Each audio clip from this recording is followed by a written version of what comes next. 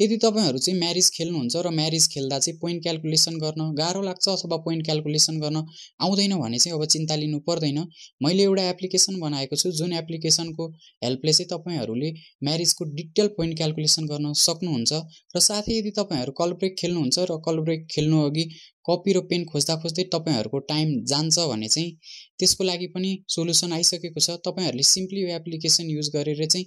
Each राउन्डको चाहिँ information store गर्न सक्नुहुन्छ र यो एप्लिकेसनले चाहिँ अटोमेटिकली विनर डिसाइड गरेर पनि तपाईहरुलाई दिन्छ र गेम सकिसकेपछि चाहिँ तपाईहरुलाई कसले कति जित्यो होला कसले कति हार्यो होला जस्तो लाग्छ भने चाहिँ तपाईहरुले सिम्पली इच एन्ड एभ्री राउन्डको चाहिँ हिस्ट्री पनि चेक गर्न सक्नुहुन्छ जसमा चाहिँ तपाईहरुले इच म्याचको चाहिँ डिटेल इन्फर्मेसन पाउनुहुन्छ भने साथै त्यो युजरको कति पोइन्ट अर्न गरेको छ कति रुपैयाँ जितेको छ त्यो पनि सबै हेर्न सक्नुहुनेछ र यो एप्लिकेसन चाहिँ अहिले टेस्टिङ फेजको लागि मात्र अभाइलेबल छ। यदि तपाईहरु युज गर्न चाहनुहुन्छ भने चाहिँ मलाई इनबक्स गर्नु होला। Thank you.